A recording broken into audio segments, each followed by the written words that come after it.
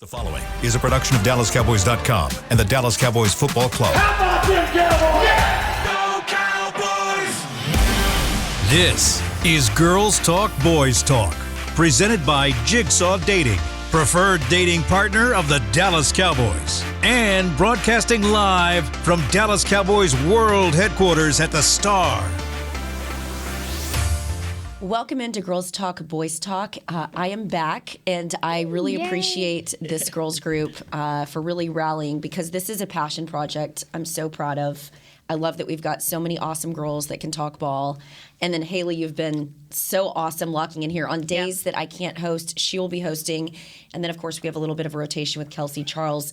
I kind of alluded to it on Twitter, and I didn't quite know what to say about it because the news was kind of fresh.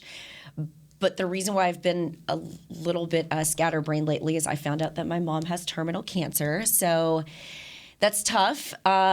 She started chemo on Monday, and so I think I was just kind of decompressing and resetting and breathing through the information and the news. And so we're hoping that we get at least a year with her. But in the meantime, like I said, this job and talking Cowboys has been such a nice distraction, and I love being able to talk about a win. So, yes. And I'm like, what day is today? Oh, yeah, today is Wednesday. So Wednesday, we were able to see Dak Prescott back at practice, and we saw him, Haley, because you and I got to see this as the open portion available to the media, throwing with not the right hand, but the left hand. Yeah, I actually tweeted pictures of it because if you weren't paying attention, you didn't realize it because it looks pretty natural. I'm sure a lot of quarterbacks can do that too. But I made sure when I tweeted to tweet the pictures of him going through quarterback school and going through his progressions. He very clearly takes it and then puts on this, and he's same thing he does on his right hand, but with his left. And then even told us in the locker room afterwards, like, oh, like, I'm so glad you guys enjoyed that. I was giving you guys a show. Or so just comical. And ladies, I don't know about you guys.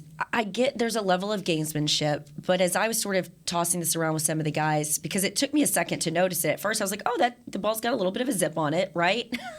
Yeah. It's coming out of the left hand, right? We started speculating, well, why do that? And I think the reason why they don't put him out there in front of us isn't because they're planning to sneak him in here on Friday and say he's starting against the Eagles. I think the reason is as he starts throwing, they don't want us taking pictures of it and talking about it. Exactly. Speculating, right? And all of that, yeah. And so he did say in the locker room that he wanted everyone to talk to the receivers and what did the receivers have to say, and they said he had a little bit of pop on it. But remember, we talked about this, guys. Mm-hmm. I didn't think the Eagles was a good game for him to come back to anyway. Mm-hmm. Aisha, did it change your mind at all? Because remember we talked about Cooper Rush. What if he gets a win against the Rams? And then what if you bring in Dak and he struggles on the road in Sunday Night Football, how that would be for his psyche? After seeing Cooper Rush and this, specifically the defense, do what they did on the road on Sunday, do you like the move here, that one more week Cooper Rush? I think it makes sense, actually, with how the flow of things are going with this offense. But honestly, with the matchup, I think that it makes sense that it's okay that they continue to play with Cooper Rush. I think the Cowboys should have spots to be able to run the ball. Like, there's going to be opportunity there for them. And I think that if this offense wants to come out and kind of prove they can move the ball, this is the defense to do it against. It's definitely the toughest test here, I guess you want to say.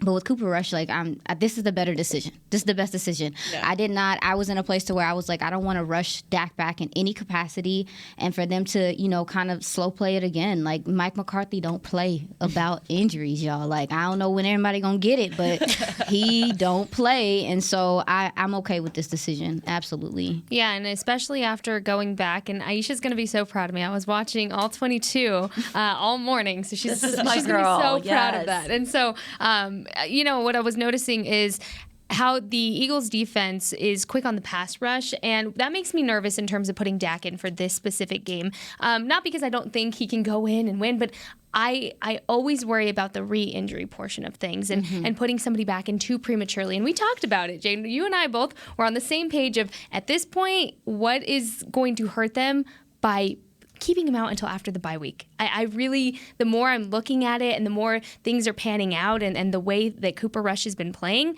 I'm still on that train with you, Jane. I don't know if you're still there too, but I'm okay with keeping Dak out until after the bye week. If anything, the Bears game the week before the bye week to get his footing on the ground, his mentals back where they need to be, and then go from there. Because I think at this point, risking re-injury is the biggest issue, and I feel like he's so close to getting back to fully healthy. That's almost the worst time to get a re-injury, because then you're mentally like, oh, well, I'm defeated, because now it's going to be, instead of a 2-week wait, how many more weeks on top of that? And we had talked about his initial estimation time of being out, and we're right on that, really. So I'm okay with not seeing Dak in. Rush hour it is, and we're okay with that.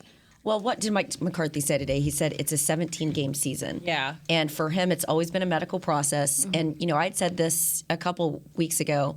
I thought it was a little disrespectful to talk about Dak coming back in 4 weeks, especially from an injury like this. And then, we've since heard him sort of walk it back and say, it's all about the grip, the quickness in getting the ball out. But he also said spin on the ball. He said that multiple times. And so when he says something like that multiple times, it sounds like that's what doctors and the rehab guys are saying to him.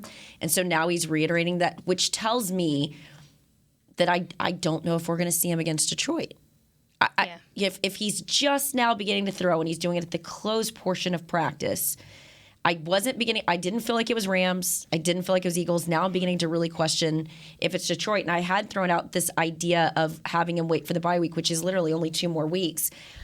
I don't know if they're going to be able to get Dak to wait that long. Yeah, that's exactly what I was going to say. I think in theory that sounds great, right? Like, sure, it's only 2 more weeks, keep him out, but you see how he is out there with the guys. Like, even when he is throwing with his left hand, he's so engaged. He's, joking around with guys like Zeke and Michael Gallup while they're going through their, rehab progressions early in. So he's got that starting quarterback mentality. He's got that competitor mentality, right? Like, I don't know that you can, if he feels like I've completed all of the checklists, I've done the work, I've done the rehab, this was the time you guys told me that I needed to sit down. No way. Yeah, and I think, look, the 2 ramp-up games that make sense, they're home games, right? So I think that's big for Dak. You've got Detroit, and then you've got the Bears, and then you've got the bye. So I think it could be Detroit or the Bears. But again, this week, for anyone that was holding out hope that you're going to see Dak Prescott or that this is just some,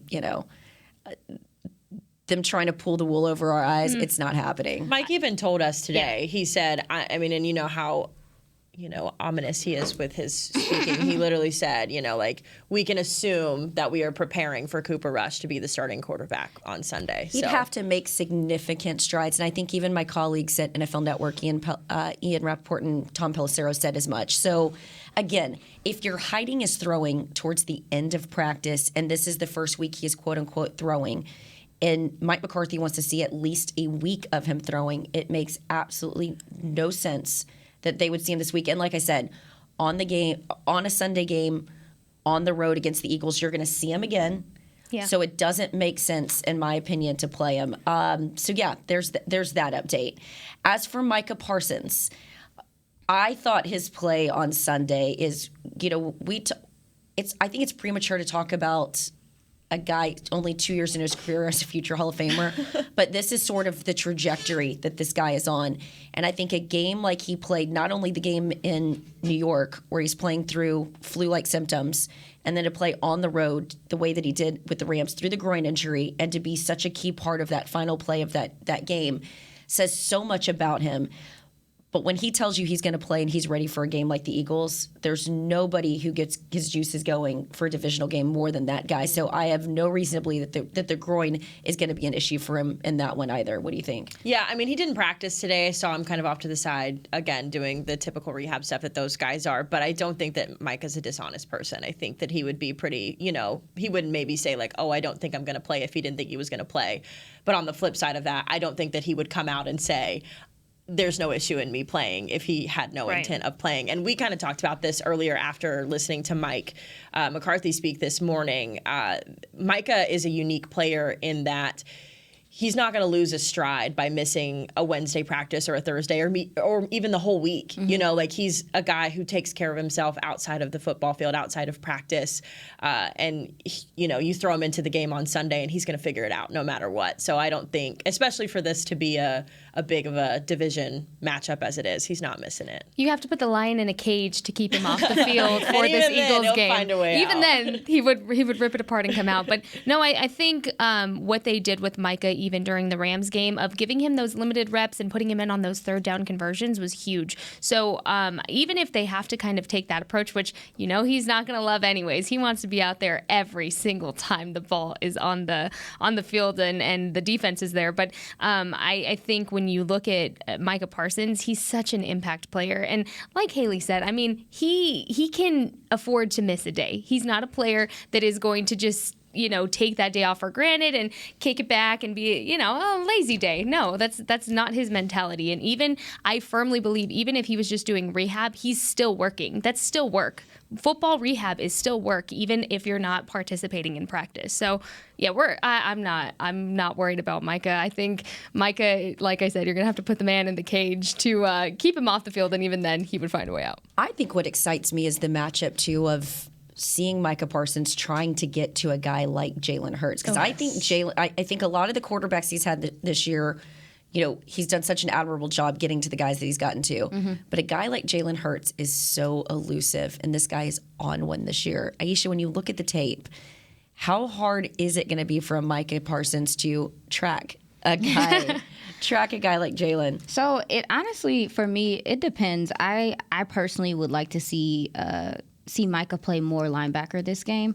When you look at the Cowboys defense and what they do, Dan Quinn talked about it in his interview or his press conference, where he was saying that they play very unselfishly, and you see that on tape. What they do, I don't know if this is the right verbiage. Y'all know I'm still learning, but it's like they funnel guys to the playmakers, right? So when you look at what you're getting from the DT play, we didn't talk about it yet, but Quentin Bohanna didn't play last week. We'll see if he plays this week.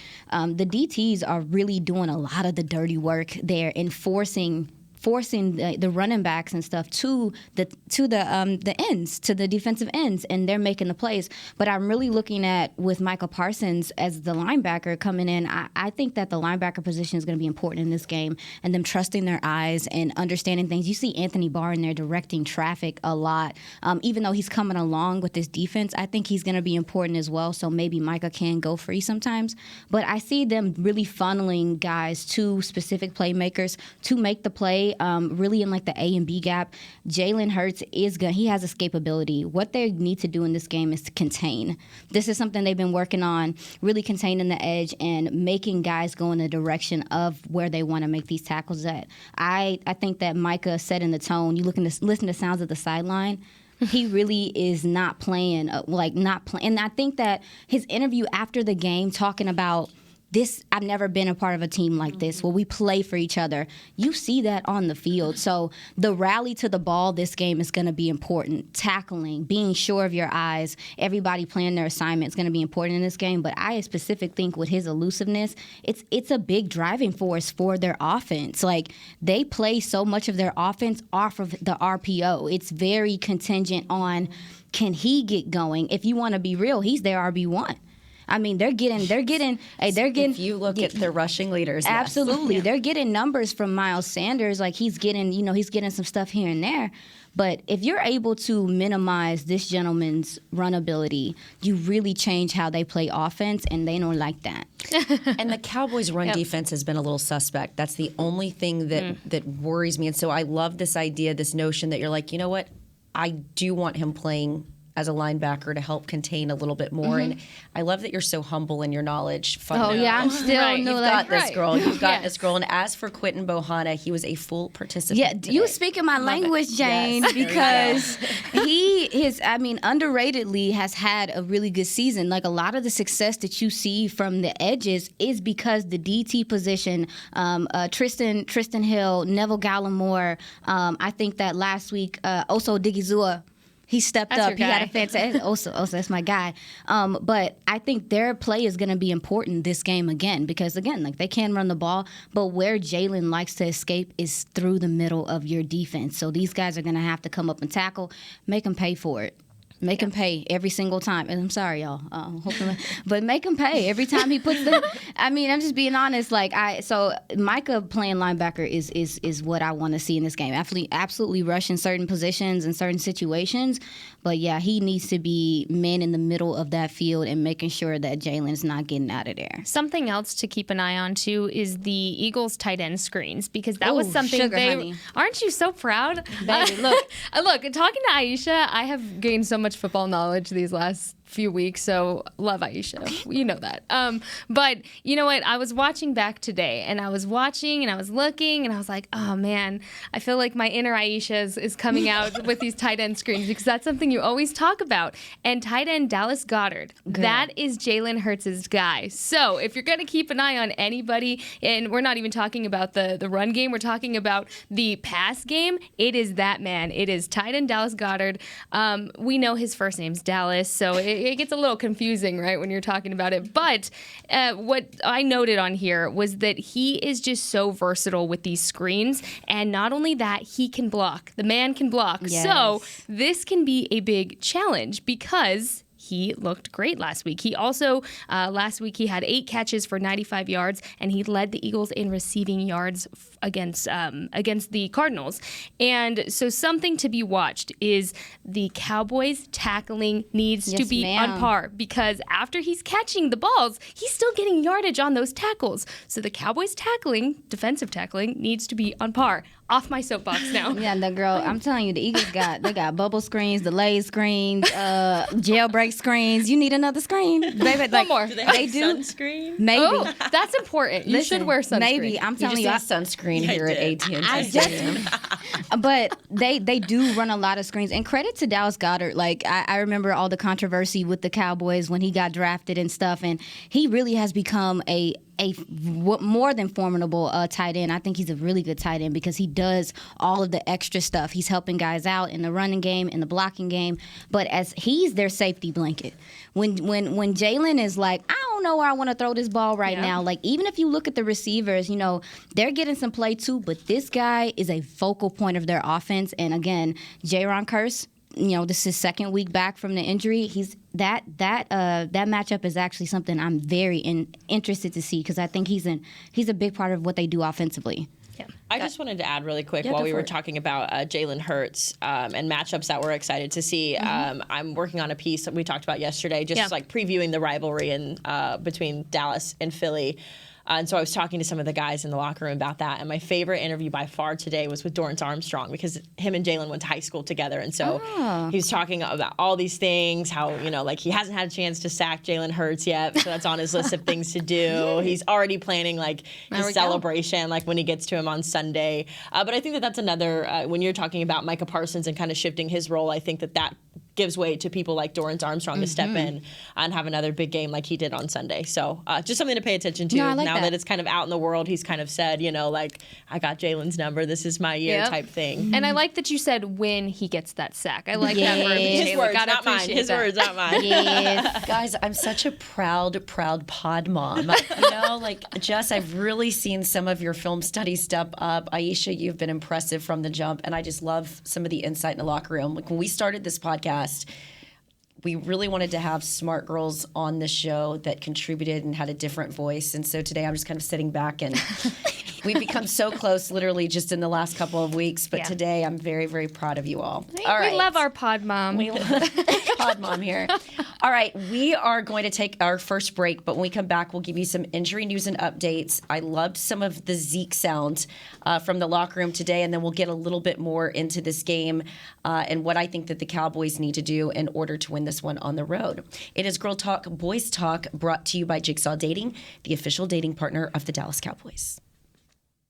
At Jigsaw Dating, we obviously want the Cowboys to bring that 6th ring home. But to be honest, we're more focused on finding the person who will put a ring on your finger. That's why we created a dating app that reveals your face through meaningful conversation, so you can date deeper. Because it's personality that matters the most, not looks. Join Jigsaw Dating today, dating partner of the Dallas Cowboys.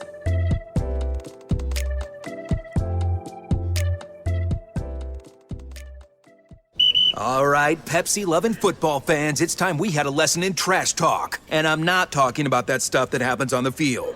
What I'm talking about is trash, and it's the only thing that belongs in your garbage can. Now, recycling might not be as thrilling as converting a 4th and long, but next time you're thinking about throwing that Pepsi Zero Sugar bottle away, just cap it back up and pretend you're down by 6 with the recycling bin wide open. Know the difference? Make a difference. Be a team player and recycle. Visit PepsiTrashTalk.com to learn more. I'm Dak Prescott, quarterback of the Dallas Cowboys. And they snap it to Prescott, who looks right. It's not there. He escapes left. He'll run for a first down. Just like football, when it comes to crypto, it's important to have a team you can trust. With blockchain.com, I know I'm in good hands. Since 2011, they've been trusted by millions around the world to buy, sell, and trade cryptocurrency. Prescott's going to run this himself. Run it up the middle, and he scores. Whether you're new to crypto or an active trader, they've got you covered. What are you waiting for? Get started at blockchain.com.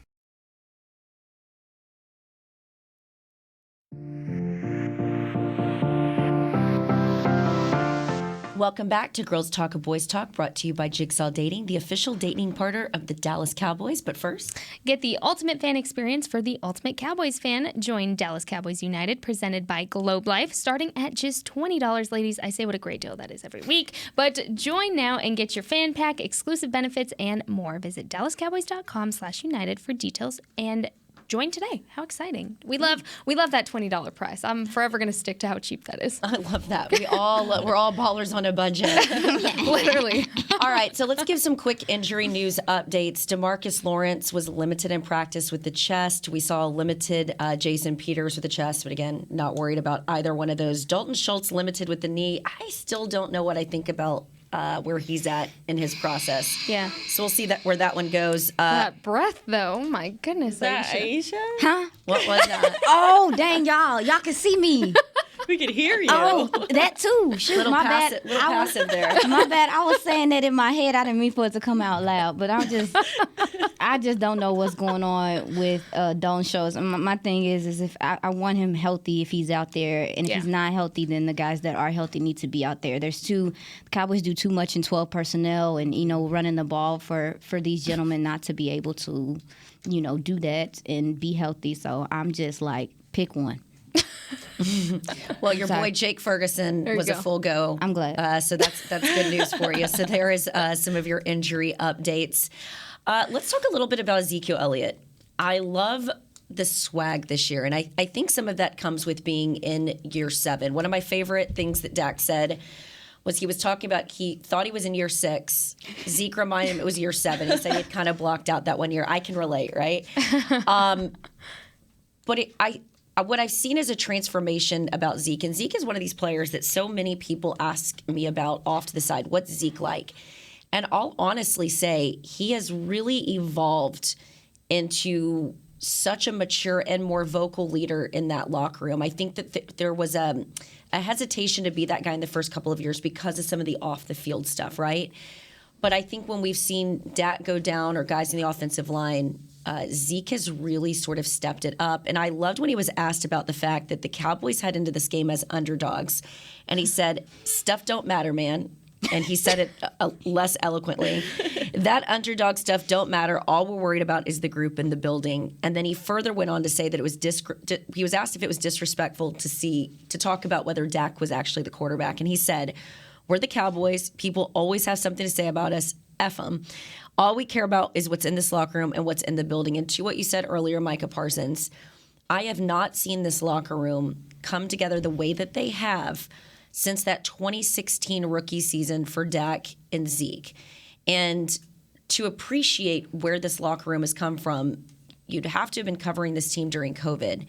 And I had put out that report about what some of the players had to say about the coaching staff, and there was a lot of infighting on the defensive side of the ball that led to that being a really crummy year for this team, for lack of a better word. Yeah. But to see them turn it around as quickly as they did, that to me is something else. And to have done it with so much adversity in the last couple of years. I mean, we lost a strength and conditioning coach around here. You lost your defensive coordinator. You literally lost your quarterback twice. You lost your defensive end in DeMarcus Lawrence. You lost your starting left tackle in Tyron Smith. So I think that's why this thing is so impressive. And to win the way that they did, remember I told you guys, if they went on the road against Sean McVay, one of the best offensive minds in the business, I mean, that was a Dan Quinn game, right? Mm-hmm. Yeah. But for them to win on the road the way they did, that everyone would start talking about the Super Bowl and the Cowboys. And I'm seeing lists begin to shift. Now this is a team, of 32 teams in the league, a top 10 team that we could see at the end of the season. Some even saying top 5. Which is wild. It's wild. Without your starting quarterback. Yeah. That's what makes it more impressive. And then I think we have to shift the conversation to Mike McCarthy. Yeah. I mean, is this literally a coach of the year performance from him? I think he's got to be in the conversation. Yeah. And someone pointed out as well, too, and something I was listening to probably on the radio, but with Mike McCarthy, it's so interesting because nobody ever really applauds him when things are going right. Nobody goes like, wow, Cooper Rush has led the Dallas Cowboys to a 4-1 record, and they're getting ready to play the Eagles, and they might have a shot. Nobody goes, that's Mike McCarthy. But as soon as, knock on wood, something happens on Sunday, all of a sudden it's, the Cowboys are frauds. Mike McCarthy doesn't have a handle on it. And I've really enjoyed getting to know Mike as a person over the last couple of weeks, just sitting into those press conferences. You can see him get a little bit more comfortable, a little less stiff. And so I agree. I think you can't talk about what this team has done without looking at the leadership, because it starts at the top. And I think it's really good that the coordinators, Dan Quinn in particular, are so complimentary of him, and they're so good. Even Jerry is so good about saying, this whole operation, as he always likes to say, wouldn't be happening without Mike.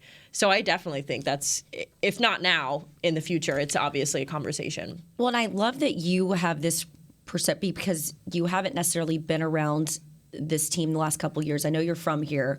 But to have come in to this facility and be around these guys and have sort of this fresh set of eyes on this team and kind of what they're doing right now. Because Mike is, and look, hand up, first year, I think, and I've said this, I think the technology thing and the COVID thing really hampered his ability to connect with the players. Understandably so, too. But the way that they sort of mimic the things that he's saying, and then as we've talked about, I feel like he slow plays these guys coming back from injury, and I think that's a big deal. It's no different, and again, this is a terrible analogy, but just at my work, mentally, I feel injured right now, and my bosses are like, come back when you're ready. Do you know how much that makes you want to run through a wall for people? And so I think that when I look at some of these guys, I don't feel like they're getting rushed back by injury.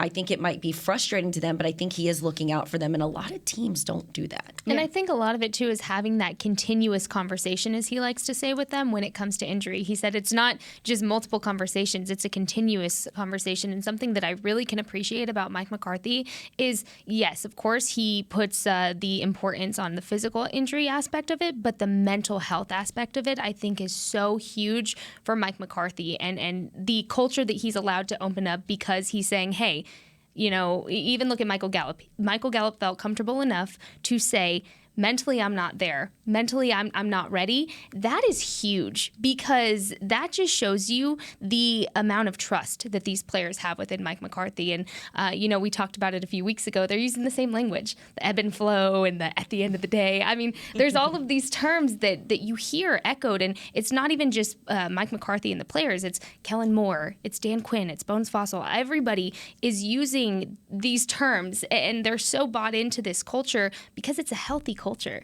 I mean, really, you look at any workplace, you don't want to work for a toxic work environment. It doesn't make you want to show up to work. So Haley's over going, I know nothing about that. I've been in a few of those. Yeah, right? and it doesn't make you want to come toxic? to work. And it was a toxic work environment, specifically for the defensive side of the ball 2 years ago. And I've gotten into that over the last couple of years about some of the stuff that was said, but some of that was some of the players they brought in and the current players. Mm-hmm. Some of it was the coaching staff, but look how those guys ride for each other. Even Dan Quinn, after the game, running up to Trayvon Diggs. Oh, yeah, and just staying there and shaking everyone's hands. Because he's up in the booth calling the plays, right? Mm-hmm. So he's not on the field high-fiving these guys. Those are the little things that go so far. And so I don't think you can put your finger on one thing that's made this team successful this year. It's a multitude of things, but also people that have bought in. And to your point, Haley, it does start at the top. Mm-hmm. No, I also think, too, when you're talking about Mike McCarthy, this is his third year, and I think that it really matters that he's gotten to completely this offseason. I thought it was important for him to do a full install of his system of doing things. And he talked about that so much in training camp, and when he talked to the press about, hey, I'm trying to establish something here. He's trying to get these guys and used to the flow of how things go. And I remember, like, a lot of us were like, what they doing? They taking a day off? What you mean they got a day off? Yeah. Like a lot of people are like, what are you doing? But he has a way of doing things.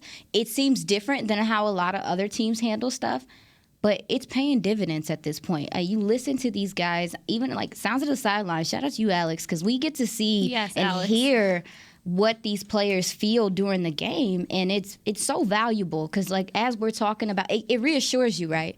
That what you're seeing on the field, what you hear is real, right? With, like, the interviews you guys are doing, you two ladies are doing, they're saying, yeah, we play for, you see it on the field. They all say it. And you hear it on the sideline. They're coming back, talking to each other. Even to your point about, Ezekiel Elliott stepping up as a leader. I feel like Tony Pollard has been one of the most vocal I've ever seen him be. Because he's not a very vocal guy. He's done interviews with Tony. And he's not, right? And he's not. But this year, listen to him. He's talking to guys on the sideline, going and dapping them up and stuff. Like, there is a legit culture here. And I know it's hard for people to accept because it's the Cowboys. Nothing is real. Oh, I don't believe it. Nah, like, I think a lot of it, too, is like they feel like it's us against them. Like, they're at this point with all the outside noise and all the conversation and stuff, they had to hone in on each other and what they do well. And I think that they're just finding identity. And that's important, right? Yeah, I was just going to say, I think they feel like they just have nothing to lose. Right. I mean, like, there's not a further panic button that you can hit than losing your starting quarterback. And your left tackle. Yeah, on the first game. Like, I mean, there's not a whole lot more that can really, like, all right. And then, sure, that first game with Cooper, we were like, okay, like, Cooper did it, but he's not going to do it again. Well, he did it again. So I just feel like every single week, like, not that they don't take it serious, because it's very clear they take it serious, but they go into it with the mentality of, like, what did we just say earlier? YOLO. Right? YOLO. Like, well, and it's very different than when Andy Dalton was their backup. That locker room did not rally around Andy Dalton the way that they do Cooper Rush, and that's why we have talked about this in the last couple of weeks. People wanted them to go on the street, pull a guy in, have him lead the offense. But these guys told us, and a lot of us didn't believe it because we didn't see it with our eyes and we weren't in the locker room. There's so much in the media we think we know, but we're not privy to, right?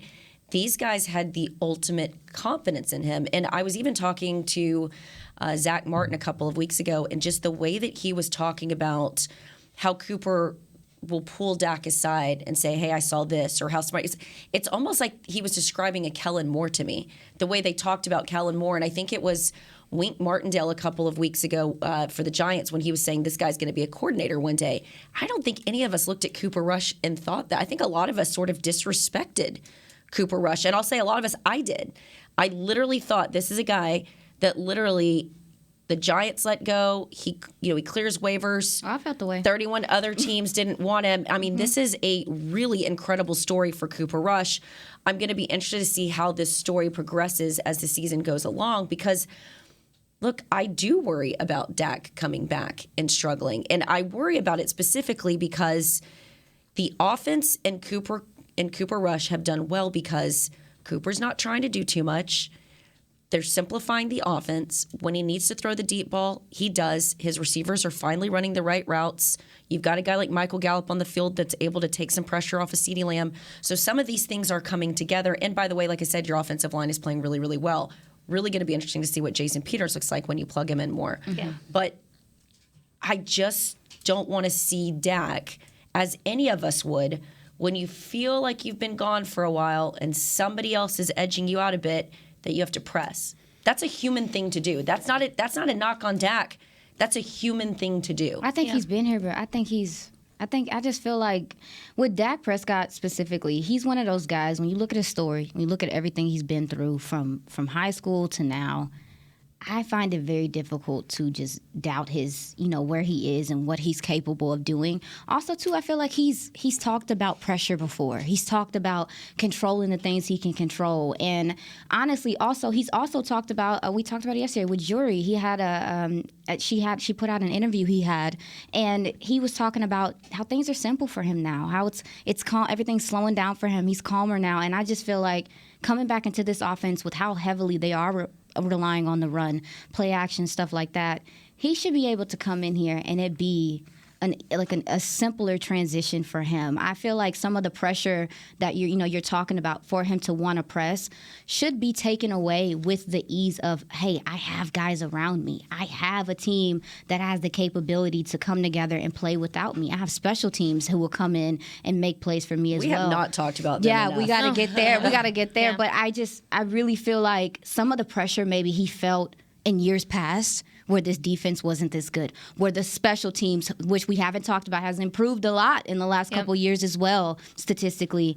Like, he should not feel like he has to have all the weight of his shoulders on his shoulders. And I feel like he said, he's kind of said that and hinted to that in his interviews lately. So I don't know. I'm not as worried about him because I feel like he's been here before. I also really love that Mike McCarthy was asked about the theme of resilience and why he picked that before the season even started. Why resilience? He said it's just this group. And, I don't think any other word can describe this team any better because they have gone through so much in these last few weeks alone. I mean, before the season even started, you had Tyron Smith that was injured and the sky was already falling before game one even started. And then, the shift at the O-line, and then Dak goes down. And I just will never forget walking out of the stadium and all of the Cowboys fans were so defeated. Everybody was saying, the season is over. Oh no. And reasonably so. We didn't know what to expect out of Cooper Rush. Nobody expected Cooper Rush to come out and play like this. Really, nobody did.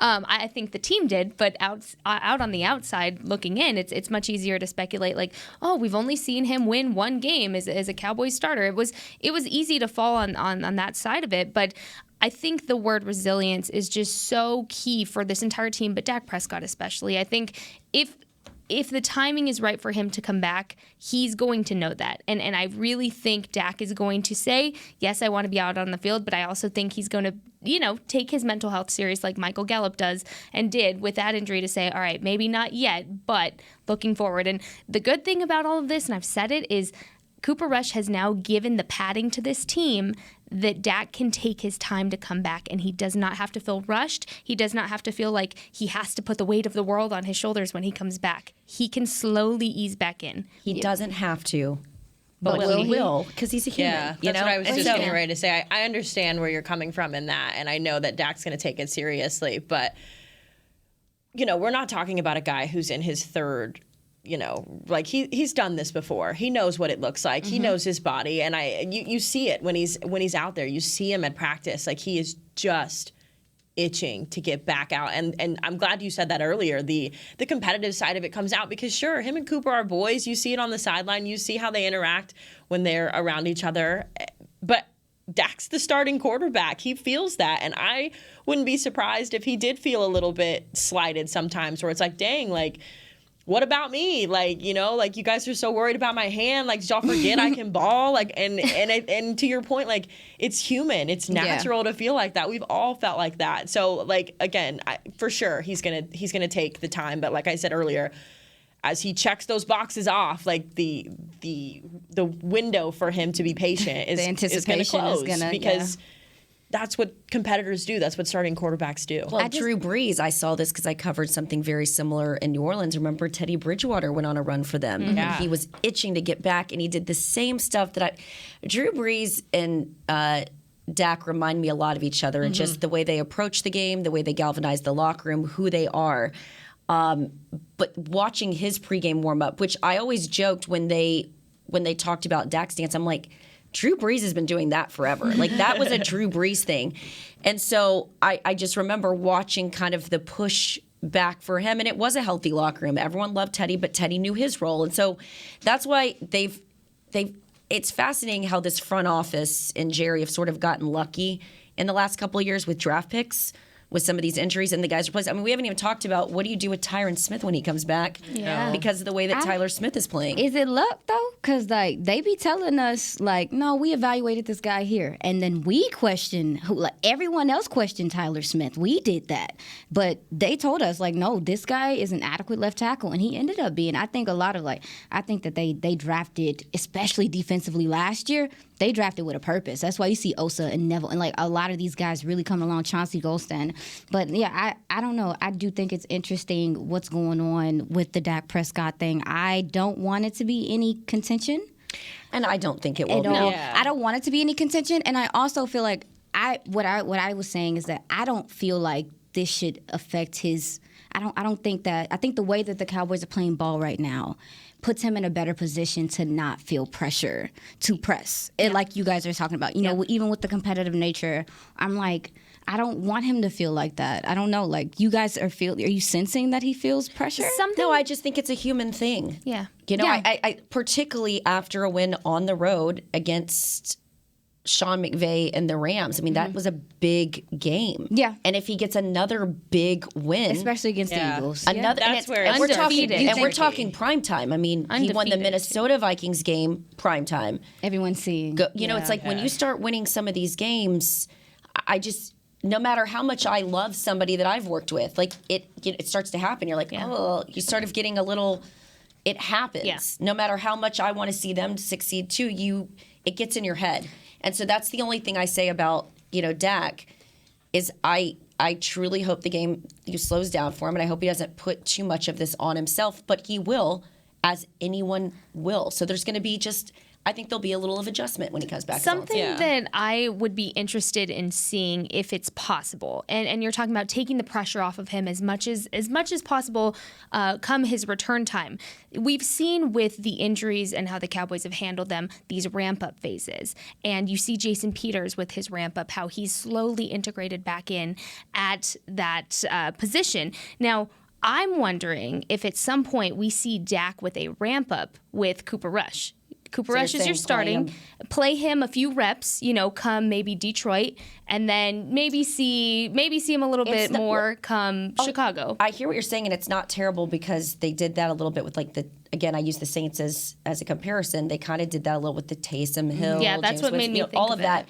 I just think Dak's not dissimilar from like a Zeke in the sense that he needs the reps to get going in his confidence. So I don't see them doing that, but I understand why you would bring that up, and it's not terrible.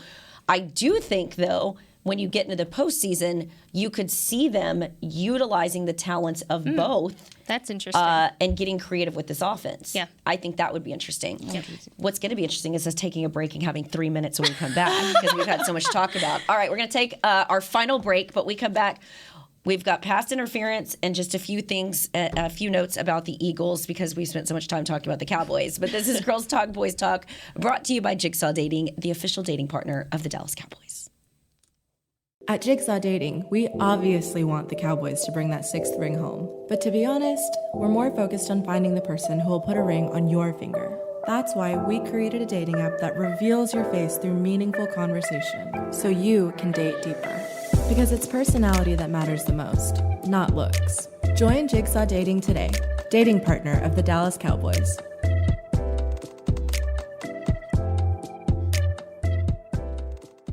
All right, Pepsi-loving football fans, it's time we had a lesson in trash talk. And I'm not talking about that stuff that happens on the field.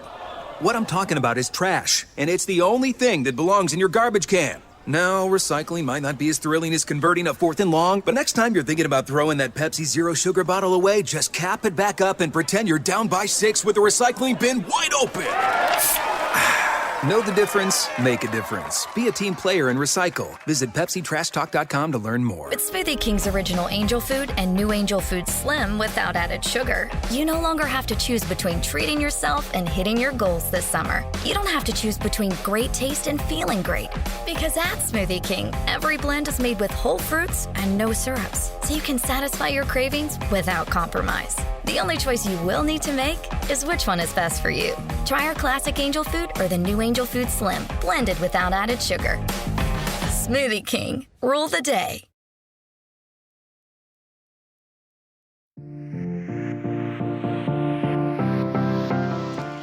You are listening to Girls Talk, Boys Talk, brought to you by Jigsaw Dating. But first, live music fans, head to the Star in Frisco on Wednesday, October 26th for a brand new monthly concert series, Sounds of the Star, featuring the spectacular Southern soul band Prophets and Outlaws. The concert kicks off at 7 p.m. and is free and open to the public. For more info, please visit thestarinfrisco.com. Sounds fun. All right, we've got a minute to go here. I was going to get into the Eagles, but we'll get into that a little bit more on I guess later this week. It's already Wednesday. But you've got so many threats, I think, offensively when you talk about this Eagles team. Hurts with his rushing touchdowns, his 6 leads the league. Actually, Nick Chubb has 7, so there's your other rushing leader. And then when you look at these other guys, A.J. Brown, Dallas Goedert, Devontae Smith, the only team with 3 players with 300-plus receiving yards in 2022. We haven't seen that from the Eagles since 1962. So we knew when they got A.J. Brown, Devontae Smith, things were going to get ugly for them. So that's going to be the challenge for the Cowboys. We'll see what they do in terms of defensively matching up against that. Loved what you said earlier. Micah Parsons, we'll see him more at linebacker perhaps. Past interference from you. I love that you brought up the 60s because I wanted to see the Cowboys' largest victory against the Eagles and that score difference. That was actually October 9th, 1966. The Cowboys scored 56 points and the Philadelphia Eagles only scored 7. So maybe some good juju there with that past interference this week. Girl, you could have used last year when they beat them about 20 points each time. Well, that gives us something to talk about tomorrow because past interference. We heard about that. There we go. Girls, thank you so much for 45 minutes of levity and for your friendship this week. I really appreciate you all. And thank you, the fans that have stuck with the show. Like I said, I'm so proud of it. So proud of the contributions of every single one of you. And Haley, I'm so glad we're going to see a little bit more on this show because I think you have a lot to it. My girl. I love it. Thanks for having me. All right. Well, we will see and talk to all of you on our next show. This has been a production of DallasCowboys.com and the Dallas Cowboys Football Club. How about this, Cowboys? Yeah!